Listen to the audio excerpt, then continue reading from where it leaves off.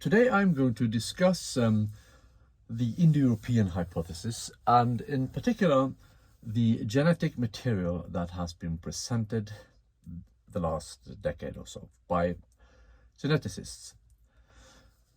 And I'm going to explain why I think we should be skeptical to this. Before I do that though, I'm going to refer to history and the use of the Bible as a source. Because in the past we had many who used quotes from the Bible to push different agendas. And these quotes were very often just taken out of context and also contradicted about a dozen times in the Bible other places. The problem though was that the people who presented these quotes were authority figures like priests. And the people who listened to these priests, they never really checked the source material themselves. And I'm pretty sure you understand where I'm going here. Because today the scientists are presenting the material, and the people who listen to these scientists, they never really check the source material themselves. And I'm going to give you an example. The Max Planck Institute in Germany had this the Neanderthal genome project, where they mapped the Neanderthal genome and they presented their results to the public. And this was presented as if Europeans had some Neanderthal admixture, almost nothing. But when Marika Scheep looked at the source material from the Max Planck Institute itself, she discovered that the material had been misrepresented by the media and also by the scientists presenting it to the media and to others. The media presented it as if 4% of our DNA was Neanderthal. But the source material actually said that 4% of our DNA was exclusive to Neanderthals, meaning that of our 100% DNA, 4% could only be traced back to Neanderthals. Now this is interesting because this doesn't mean that we had 4% in common with Neanderthals. We can have 100% in common with Neanderthals. But only 4% was exclusively Neanderthal. Human beings are about 95% identical to a chimpanzee.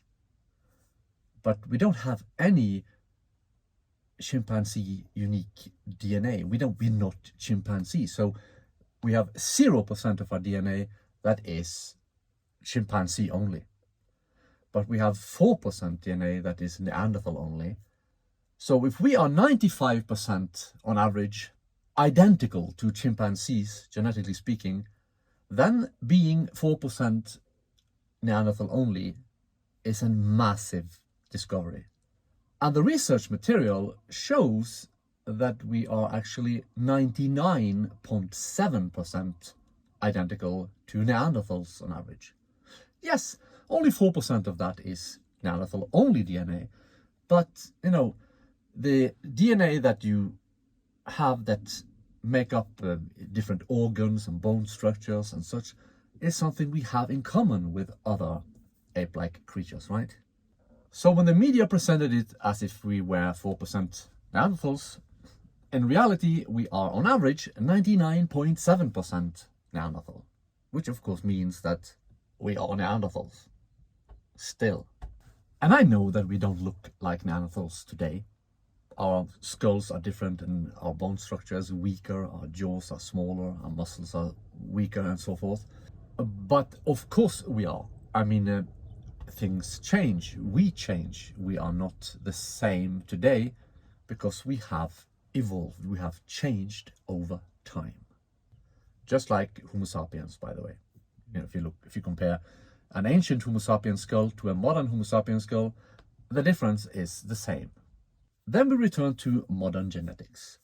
And one of the lead scientists, one of the lead geneticists is David Reich.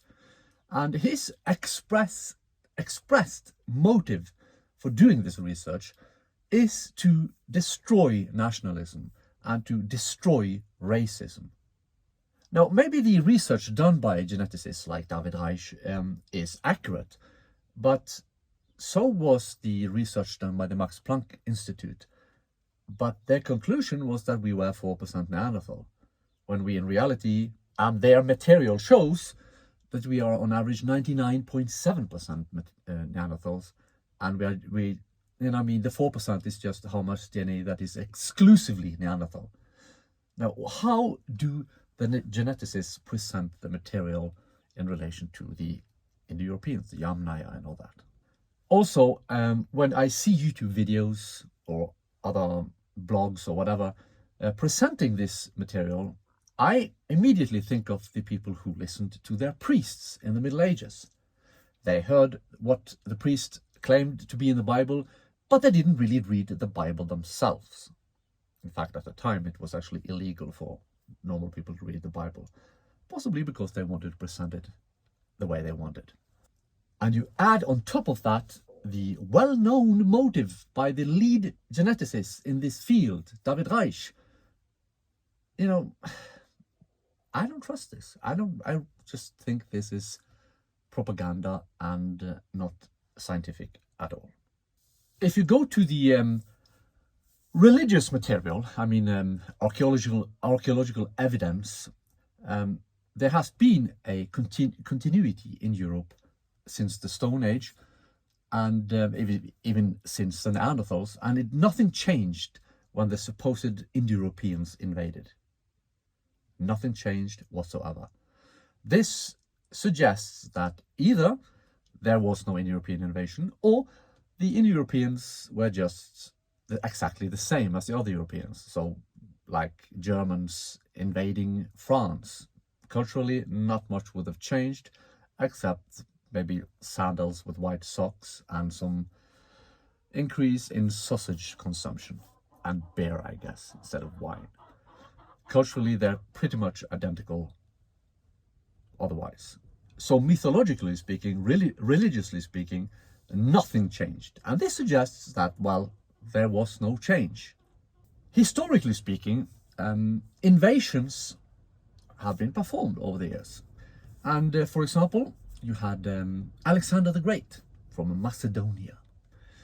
He conquered, all of Anatolia, the Middle East, northern Africa, Egypt, and Iran, etc. All the way, he went as far as Afghanistan, right? And he did that in the course of a few years. And he met fierce resistance by well-organized, experienced armies. Equals, you could say. And he still defeated them and won. And the Indo-European myth suggests that the Indo-Europeans spread out from the Pontic steppes, and they spent about 3,000 years before their language reached Germany. 3,000 years.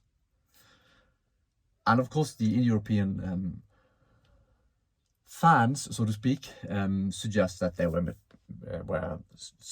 they had this manly military culture, and the people they defeated were sissies, basically, woman-worshipping sissies.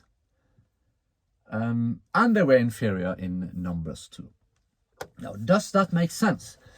A manly army, numerically superior, technologically superior, spending 3,000 years to defeat a numerically inferior army made up of woman-worshipping sissies. Doesn't make any sense whatsoever. 3,000 years from Ukraine to Germany. This is not how invasions work. However, if you have a numerically superior group of Indo-Europeans in that area, living there peacefully with their neighbors, and over time, because they are numerically superior, they intermarry with different tribes in Europe, and they spread out that way. Then it would take 3,000 years for their language to spread.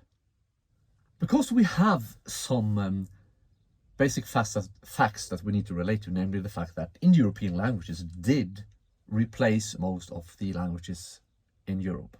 And I don't mean that European languages replaced non-European languages. No, All of these languages were perfectly European. All these peoples were perfectly European. All these cultures were perfectly European, and they had a perfectly European religion. And the Indo-Europeans were just another European tribe. But their language prevailed. And this can happen, of course, if they are numerically superior, and if they marry into these different families slowly over the course of thousands of years, then their language might well become dominant over time. If we take a look at Europe today, we know that the language of music is Italian. The language of food is French. The language of science is Latin and Greek. The language of philosophy is Greek. The language of Christianity is a mix between Latin and a little bit Hebrew, because it has a Hebrew origin. And today, the language of social media is, to a very large degree, English. The language of entertainment is English, or if you like, American English. And there are different reasons for this. And no, the Romans never defeated the Finns, but they still use Latin as their scientific language. The Romans never defeated the Swedes. They still use Italian as their musical language. You know, we still say piano and adagio and so forth. The language of food. I mean, everybody had food, but we still use the French terms for these things. No military defeat, no invasion is necessary for this to happen. So to conclude this, there is no mythological support for an Indo-European idea. The people who interpret any myths to support that are completely wrong. There is no archaeological evidence in the sense that there is no religious change by the introduction of Indo-European.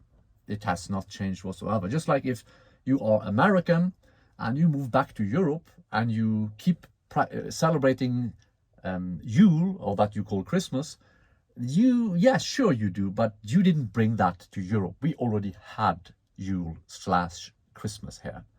Nothing changed when you moved back.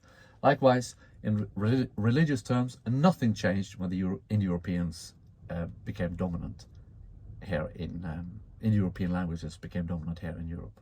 Nothing in terms of religion.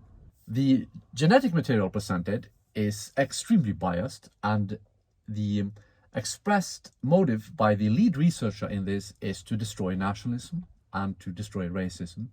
So I see no reason to trust it whatsoever. And the reason why he is pushing this idea that Indo-Europeans came here is to make us feel foreign, because it should suggest that we are just migrants like everyone else. And of course we are mixed like everyone else and so forth. And that is why he pushes these ideas. In short, the idea of us being Indo-European immigrants supports immigration. That's the basis line here. That is the motive behind all of this by this lead researcher. To push the idea that we are immigrants and that we are mixed, and therefore immigration and mixing is good. Period. And in fact, historical evidence proves, I must say proves, not even suggests, that there was no invasion. Because you don't need 3,000 years to defeat numerically inferior, technologically inferior opponents. If you do, you are not technologically superior, and in fact you are a completely worthless and useless army. And also the fact is that we are the descendants of the native Proto-Europeans, namely the Neanderthals. Whether some of us lived outside of Europe for some time and moved back or not, we are all Neanderthals. And yes, other peoples have Neanderthal admixture too, but we are the Neanderthals. Evolved over time, but still. So when I look in the mirror and I see my blue eyes, my fair skin and my blonde hair, or rather in this day and age, my grey hair, or greying hair, I can tell that I'm looking at the image of a modern Neanderthal. Thank you for listening.